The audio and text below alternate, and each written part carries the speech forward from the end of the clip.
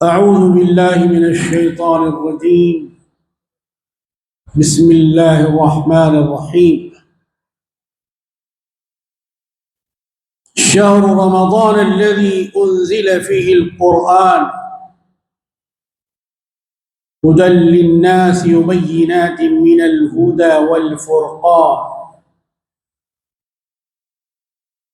فمن شهد منكم الشهر فليصم، ومن كان مريضا أو على سفر فعدة من أيام أخر، إلى آخر الآية الكريمة الشريفة. قال جل جلاله وعم نواله في شأن صاحب القرآن: حاضر وناظر في كل آن، إن الله وملائكته يصلون على النبي يا أيها الذين آمنوا صلوا عليه وسلموا تسليما. اللهم صل على سيدنا وشفيعنا وحبيبنا ومولانا محمد، طب القلوب ودوائها وعافية الأبدان وشفائها ونور الأبصار وضيائها، وآله وصحبه وسلم تسليما كثيرا كثيرا. سبحان ربك رب العزة عما يصفون، وسلام على المرسلين، والحمد للہ ربنا ورب العالمین۔ جس رمضان کا انتظار مومنین اور مسلمین بڑی بے چینی سے کر رہے تھے،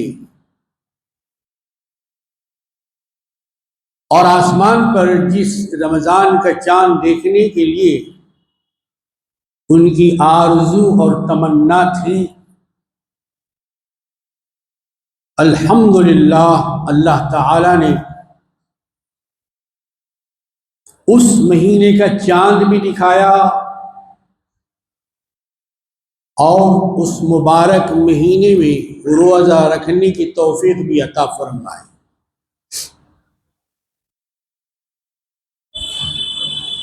وما توفیقی الا باللہ،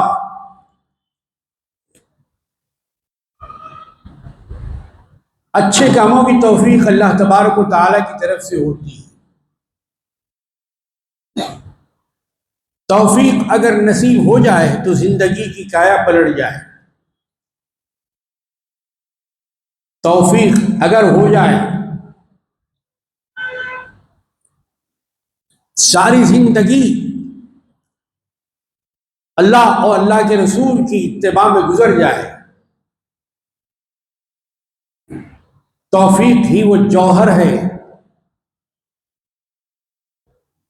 جو انسان کو انسان بناتا ہے، حیوانیت سے روکتا ہے۔ اللہ کی توفیق سے الحمدللہ اس ماہ رمضان میں ہم داخل ہو گئے کہ جس مہینے کا نام اللہ تعالیٰ نے قرآن مجید میں لیا ہے۔ رمضان کی عظمت کا اندازہ اس بات سے بھی لگایا جا سکتا ہے، یہ ایک ہی مہینہ ہے جس کا نام اللہ تعالیٰ نے قرآن مجید میں لیا۔ ایسے ہی اللہ تعالیٰ نے جمعے اور ہفتے کا دن بھی قرآن شریف میں لیا۔ دنیا میں کئی پہاڑ ہیں، لیکن اللہ تعالیٰ نے ایک پہاڑ کا نام قرآن مجید میں لیا ہے جس کا نام کوہ طور ہے۔ دنیا میں وادیاں بہت سی ہیں، لیکن جس وادی کا نام اللہ تعالیٰ نے لیا ہے قرآن مجید میں وہ وادی سینا ہے۔ جہاں حضرت موسیٰ کلیم اللہ علیہ السلام تشریف لے گئے، دیدار خداوندی جھلک آپ کو عطا ہوئی۔ پرندے بہت سے ہیں، لیکن قرآن میں اللہ تعالیٰ نے ایک پرندے کا نام لیا ہے، کیا اس کا نام آپ کو معلوم ہے؟ سلیمان علیہ السلام کے واقعے میں اس پرندے کا ذکر آتا ہے جس کا نام ہدہد ہے۔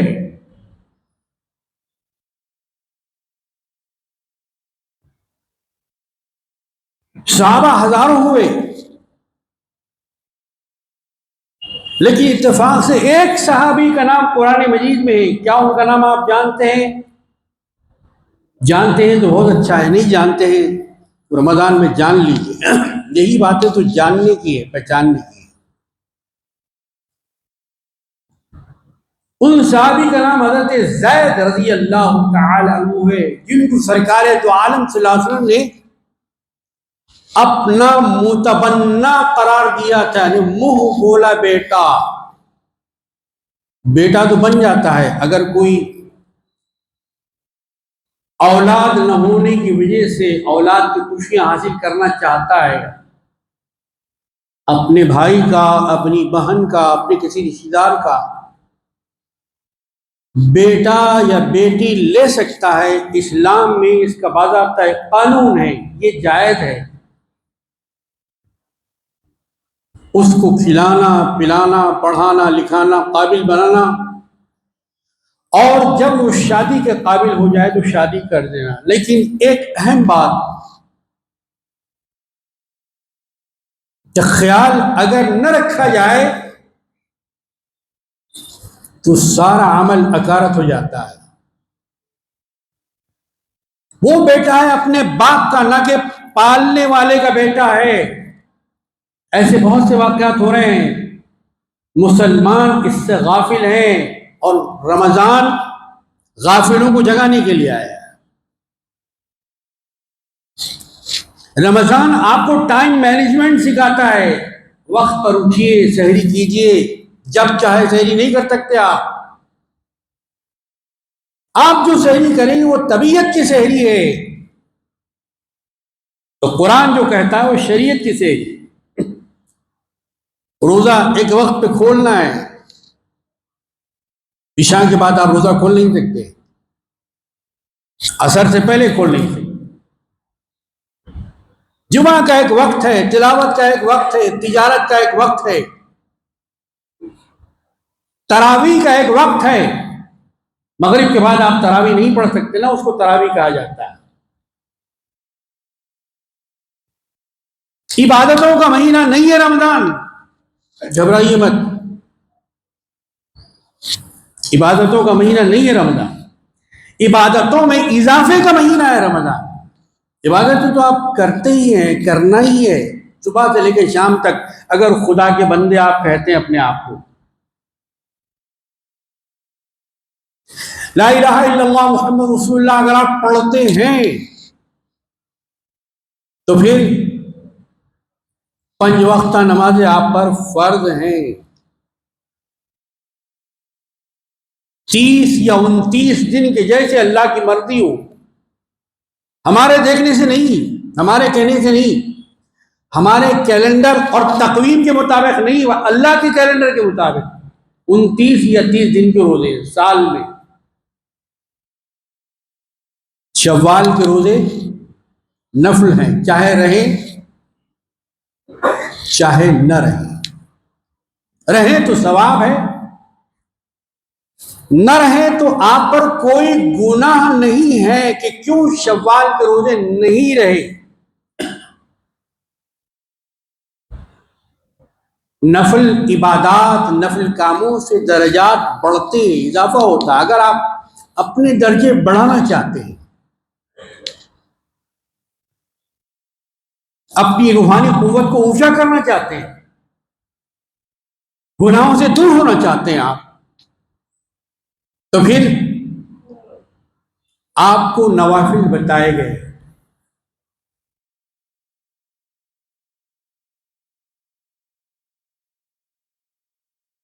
اے لوگوں، یہ مبارک مہینہ ہے جس میں اللہ نے تم پر روزے ایک خاص عبادت ہے، آپ کو بھوکا پیاسا رکھ کے کوئی پانی اور غلے کا اسٹاک کرنا نہیں ہے. ایسا نہیں ہے کہ دنیا میں غذا نہیں ہے لہذا آپ بھوکے رہیے، نہیں، یہ عبادت ہے. عبادت سمجھ کے رہیے، اس کو ایمان کے ساتھ رہیے. شہر رمضان الذی انزل فیہ القرآن. اور پھر یہ مبارک مہینہ ایسا بھی ہے کہ جس میں دوہری نعمتیں ہیں، ڈبل.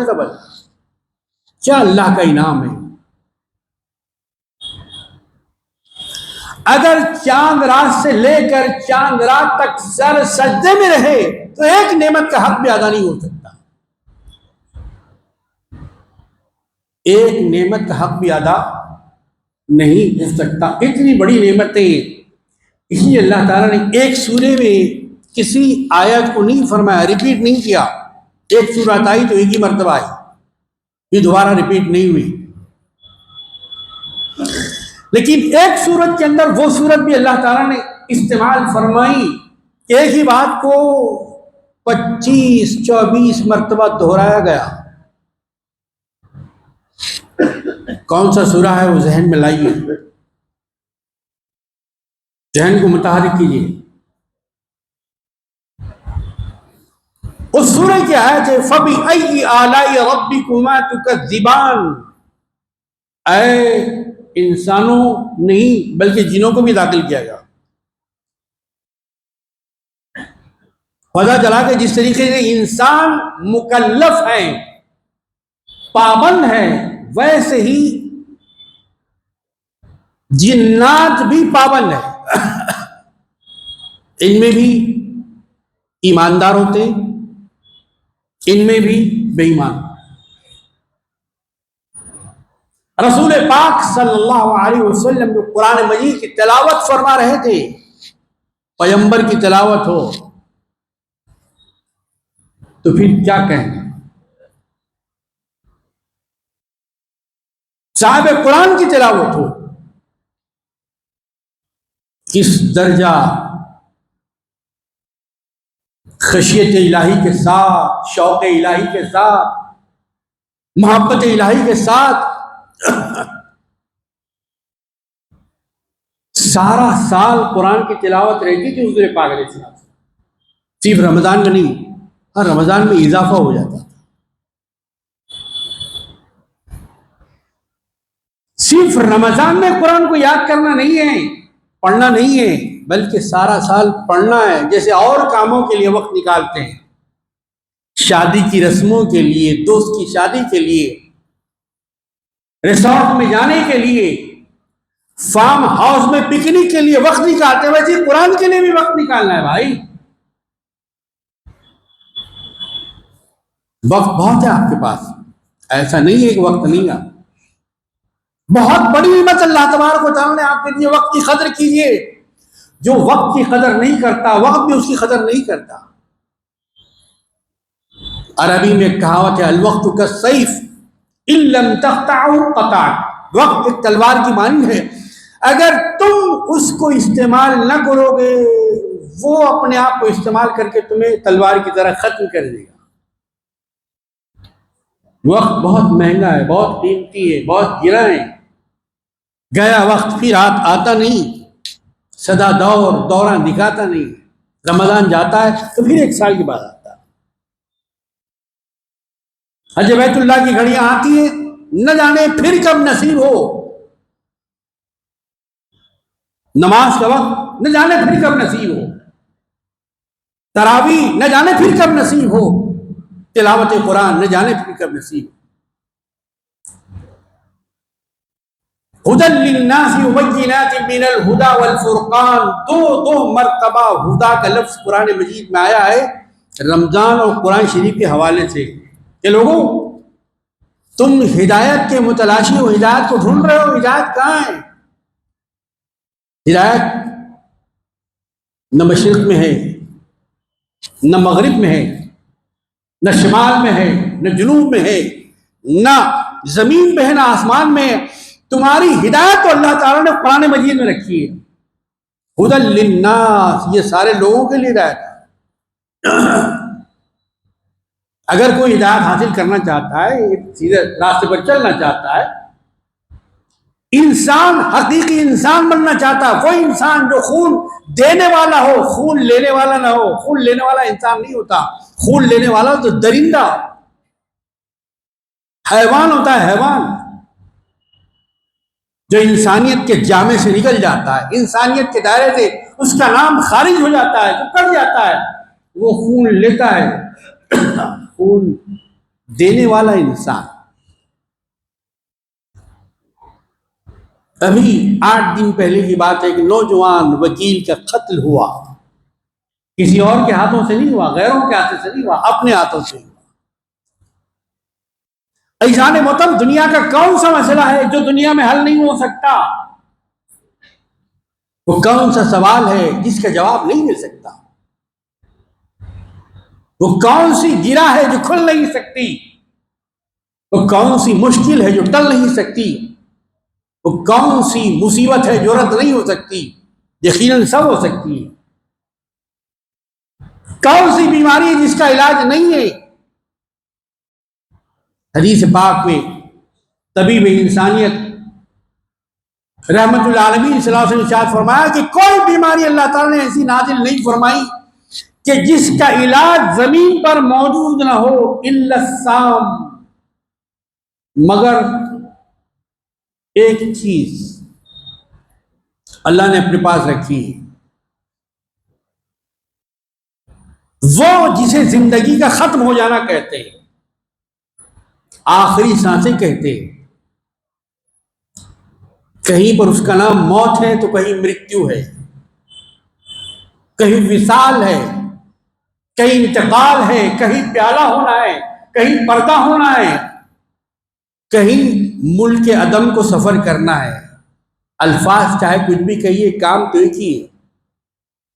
دنیا کی ساری باتوں میں انسان کے اختلافات، کھانے میں، پینے میں، لباس میں، تعلیم میں، اٹھنے میں، بیٹھنے میں، چلنے میں، پھرنے میں، عبادت میں، عقائد میں، عمل میں، ہر چیز میں اختلاف ہے، لیکن ایک ایسی چیز ہے جس پر سارے کا سارا اتفاق ہے۔ زندگی میں تو اختلاف ہے، لیکن موت ایسی چیز ہے جس پر سب کا اتفاق ہے۔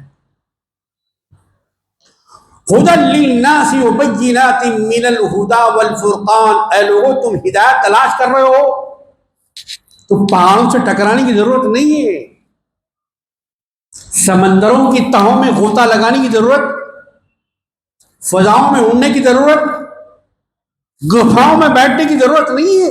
ارے ہدایت تو قرآن میں ہے بھائی، قرآن کے 30 پاروں میں ہے، 7 منزلوں میں ہے، 114 سورتوں میں ہے، 30 پاروں میں ہدایت اللہ تبارک و تعالیٰ نے تم کو عطا فرما دی ہے۔ کہاں بھٹک رہے ہو؟ کہاں تلاش کر رہے ہو؟ کیوں راستہ تم سے گم ہو گیا؟ کیوں گمراہی کے دلدل میں تم پڑ گئے؟ کیوں دینداری کو چھوڑ کر دنیا داری کے چکر میں چلے گئے ہو؟ ہدی للناس وبینات، کھلی کھلی نشانیاں ہیں، واضح باتیں ہیں، صاف باتیں ہیں، 2 اور 2 4 کا حساب ہے۔ یہ کس میں ہے؟ یہ قرآن مجید میں ہے۔ والفرقان، سچ اور جھوٹ میں فرق اگر معلوم کرنا ہے تو قرآن، جائز اور ناجائز میں فرق کرنا ہے، حرام اور حلال میں فرق کرنا ہے،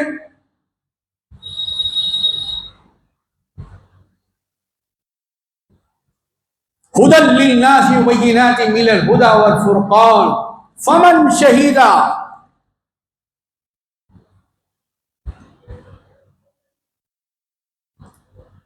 شہید کو شہید کس لیے کہتے ہیں؟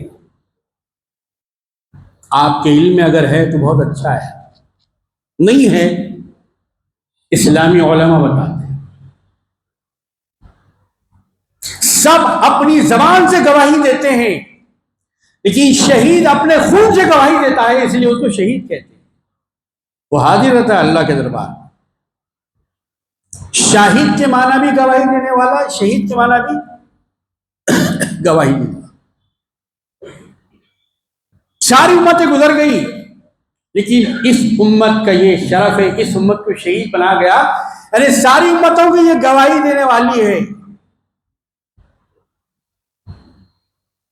ہر امت میں دوسری امت میں انگلی اٹھائی، جو امت ایسی تھی، جو امت ایسی تھی، جو امت ایسی تھی، لیکن یہ امت ایسی خوش نصیب ہے کہ اس امت میں اٹھانے والا انگلی کوئی اور امت نہیں ہے، کیونکہ اس کے بعد کوئی امت نہیں ہے۔ کیا خوش نصیبی ہے! فمن شہیدہ، پس جو کوئی تم میں رمضان کو پالے، حاصل کر لے، اس میں زندہ رہے، اس میں سانس لے، اس میں جینے کی مہلت مل جائے، فَلْيَصُمْ، اب اس کا پہلا کام، پہلی ڈیوٹی، پہلی ذمہ داری، پہلا فرض یہ ہے کہ وہ سب سے پہلے روزہ رکھے۔ تندرست ہے، توانا ہے، شیخ فانی نہیں ہے، یا ایسا مرض اس کو لاحق نہیں ہے کہ اگر وہ روزہ رہے گا تو موت کے قریب ہو جائے گا یا بیماری میں اضافہ ہو جائے گا۔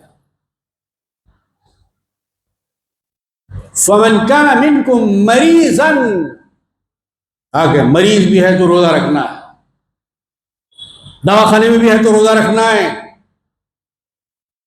چاہے کچھ بھی ہو روزہ رکھنا ہے۔ عزیزان محترم، ایسے نہیں ہے۔ روزہ رکھنے کا حکم بتائے گا، اس کے بعد کیا؟ فَمَنْ كَانَ مِنْكُمْ مَرِيضًا أَوْ عَلَى سَفَرٍ، اگر کوئی حضر میں نہیں ہے، اپنے ملک میں نہیں ہے، اپنے وطن میں نہیں ہے، اپنے دیش میں نہیں ہے، فَمَنْ كَانَ مِنْكُمْ مَرِيضًا أَوْ عَلَى سَفَرٍ فَعِدَّةٌ مِّنْ أَيَّامٍ أُخَرَ۔ لیجئے صاحب، اس سے اور آسانی کیا چاہیے؟ یہ ہم نے غلط بٹھا لیا ہے کہ میں اسلام بہت باریک ہے، اس میں عمل نہیں کر سکتے، تو پھر مسلمان کیوں کہہ رہے ہیں اپنے آپ کو؟ کسی اور ریلیجن کا نام لکھا لیجئے دفتر میں، فارم میں، ایسا ہی آ رہا ہے۔ جس چیز سے آپ جتنا قریب ہوں گے اتنا ہی وہ چیز آسان ہوگی، جس چیز سے جتنا دور ہوتے جائیں گے اتنا ہی مشکل ہوتی جائے گی۔ چڑھتے جائیں گے تو سیڑھیاں ختم ہوگی نا بھائی۔ اب چاہے لفٹ سے جائیں، زینوں سے جائیں، بات ایک ہی ہے۔ آپ چڑھیں گے، اوپر کی طرف جائیں گے تو فاصلہ کم ہوگا، آپ جائیں گے نہیں، سیڑھی سے چڑھیں گے نہیں، لفٹ میں بیٹھیں گے نہیں، بٹن دبائیں گے نہیں، تو فاصلے کیسے قریب ہوں گے؟ جو صحت مند ہے، تندرست ہے، توانا ہے، خبردار وہ کوئی ہیلا بہانہ نہیں ڈھونڈ سکتا۔ جیسے نماز فرض ہے، جیسے حج فرض ہے، ویسے ہی روزہ بھی۔ دونوں کی فرضیت میں کوئی فرق نہیں ہے، یہ بھی فرض، وہ بھی فرض، وہ بھی بعظمت، یہ بھی بعظمت، یہ بھی اللہ کی طرف سے فرض کیا گیا، وہ بھی اللہ کی طرف سے فرض کیا، اس کا بھی ثواب ہے، اس کا بھی ثواب ہے، اس کا انکار بھی کفر ہے، اس کا انکار بھی کفر ہے، اس کا چھوڑنا بھی گناہ ہے، اس کا چھوڑنا بھی گناہ ہے، نیکی نہیں۔ فَمَنْ كَانَ مِنْكُمْ مَرِيضًا أَوْ عَلَى سَفَرٍ فَعِدَّةٌ مِّنْ أَيَّامٍ أُخَرَ، بھائی مریض ہے، بیماری بڑھ جانے کا خوف ہے، صحت یابی جلدی نہیں ہوگی، تو ڈرنے کی کوئی بات نہیں۔ پھر ایسا آدمی کیا کرے؟ مسلمان تو ہے، کلمہ پڑھتا ہے، قرآن پڑھتا ہے، رمضان آ گیا اب کیا کرے؟ بڑا بے چین ہے، وہ بڑا فکر مند ہے کہ رمضان آ گیا میں تو بیمار ہوں۔ کہا کہ آپ کو قضا رکھنے کی گنجائش ہے، جب آپ اچھے ہو جائیں، صحت مند ہو جائیں، بھلے چنگے ہو جائیں، بیماری آپ سے دور ہو جائے، پھر پہلے کی حالت پر آپ عود کرائیں، یعنی لوٹ جائیں۔ صاحب میں تندرست تو ہوں، توانا ہوں، لیکن میں اپنے شہر میں نہیں ہوں، اپنے دیش میں نہیں ہوں، اپنے ملک میں نہیں ہوں، پتہ نہیں سفر میں سہولت ملے گی نہیں ملے گی، سحری کے لیے میں جاگوں گا نہیں جاگوں گا، افطاری برابر ہو سکے گی نہیں ہو سکے گی۔ تو کہا اگر آپ سفر میں بھی ہیں تو آپ کو اجازت ہے سفر میں روزہ نہ رکھے۔ لیے صاحب اس سے آسانی اور کیا چاہیے آپ؟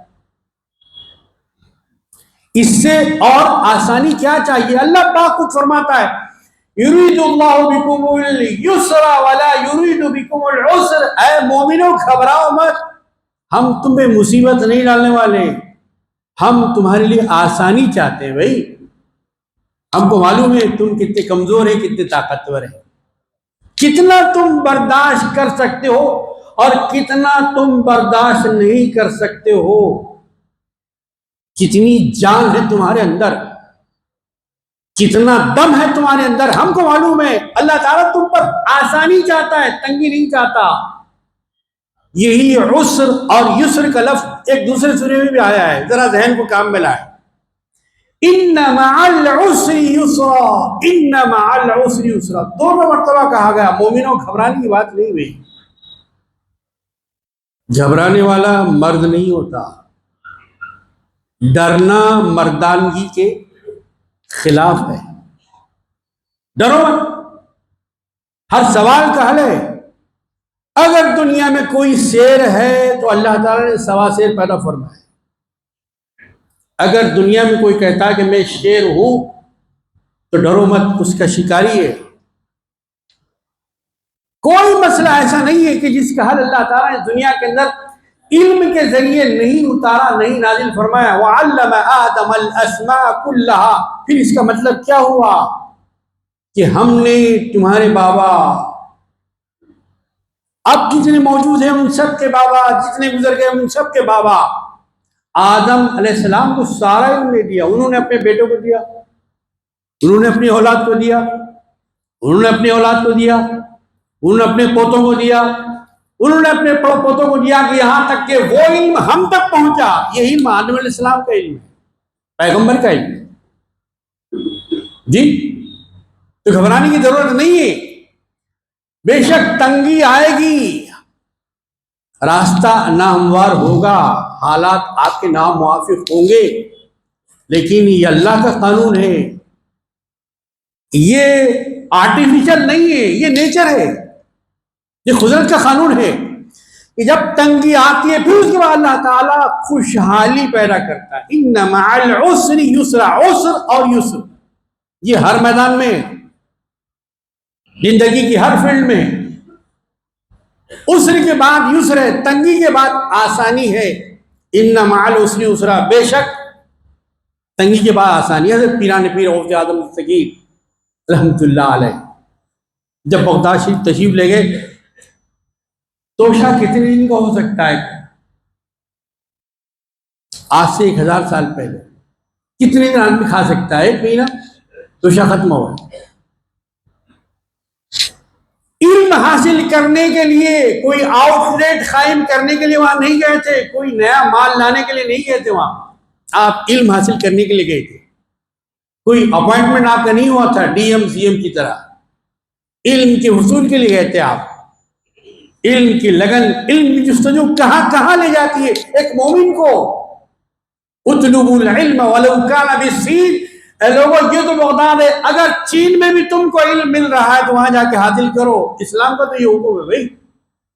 اب چین میں کون سا علم ہوگا آپ اچھی طرح جانتے ہیں۔ جس کی منڈی ہوتی ہے اس کے ہاتھوں میں ساری دنیا کی منڈی ہوتی ہے۔ آج یہی معاملہ ہم دیکھ رہے ہیں۔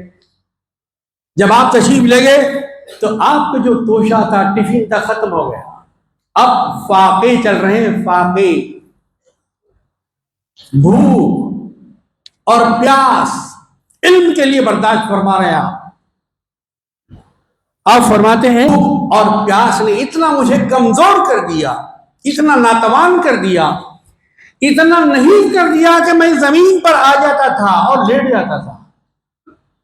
چلنے کے لیے پیروں میں طاقت نہیں ہوتی تھی، لیکن میں واپس پھر جیلان نہیں گیا۔ میں نے تو عزم کر لیا تھا، میں نے تو ٹھان لیا تھا، میں تو ارادہ کر لیا تھا کہ میں تو علم حاصل کرنے کے لیے آیا ہوں، چاہے جو مصیبت مجھے اٹھانا پڑے میں اٹھانے کے لیے تیار۔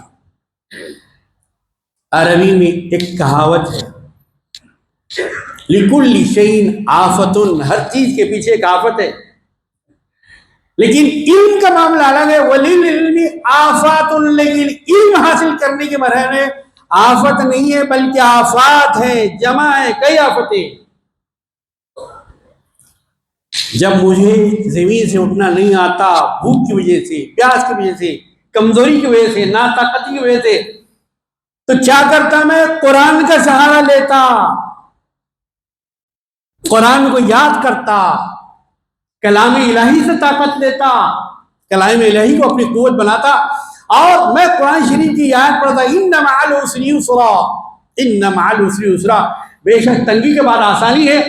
آپ فرماتے ہیں جب میں یہ آیت تلاوت کرتا تو اللہ تعالیٰ میرے جسم میں ایک نیا خون ڈال دیتا، ایک نئی طاقت، ایک نئی توانائی، ایک نیا جوش، ایک نیا ولولہ میرے سارے جسم کے اندر برقی کرنٹ بڑھ کے دوڑ جاتا، اور میں اٹھ جاتا، پھر علم حاصل کرنے کے لیے چلا آیا۔ یرید اللہ، اے لوگو ڈرو مت، اللہ تم سے آسانی چاہتا، اللہ تم پر تنگی نہیں چاہتا، تم کو مشکل میں ڈالنا نہیں چاہتا۔ اسلام میں قریب تو آ کے دیکھیے آپ، کتنا میٹھا ہے اسلام، کتنا شیریں ہے اسلام، کتنا آسان ہے اسلام۔ وہ مسئلے جو ہمارے گھروں میں حل ہو جا سکتے ہیں، وہ مسئلے جو ہمارے بڑے حل کر سکتے ہیں، مسئلہ یہ ہے کہ آج ہم کسی کو بڑا ماننے کے لیے تیار نہیں۔ بڑا ماننے کے جو تصور تھا وہ ختم ہو گیا۔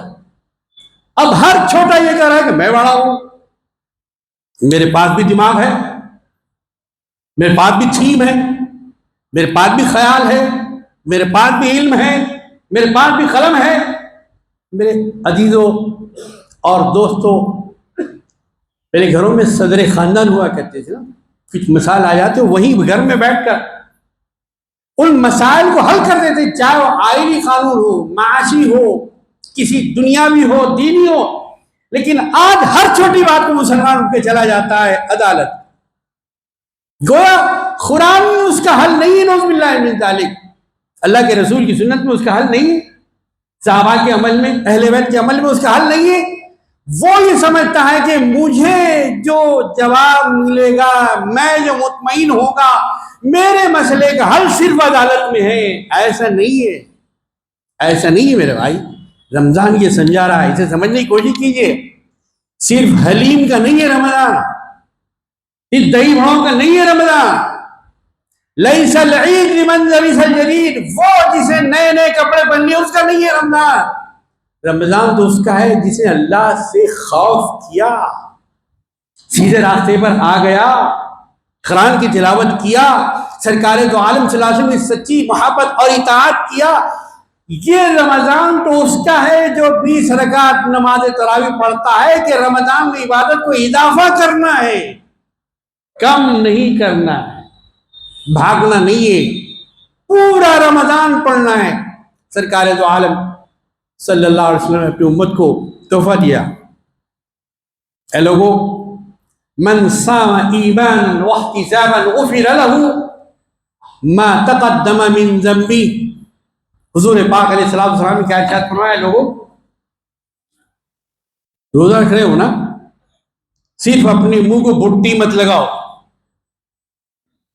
نیت کے ساتھ روزہ رہو، خدا کو حاضر و ناظر جان کر روزہ رہو، شریعت کا حکم ہے سمجھ کر روزہ رہو، یہ روزہ فرض ہے مجھ پر، میں مسلمان ہوں، صاحب ایمان ہوں، مجھے مرنا ہے، مجھے جواب دینا ہے، میں فرشتوں پر ایمان رکھتا ہوں، میں قسمت پر، میں تقدیر پر، میں مرنے پر، مرنے کے بعد اٹھائے جانے پر ایمان رکھتا ہوں۔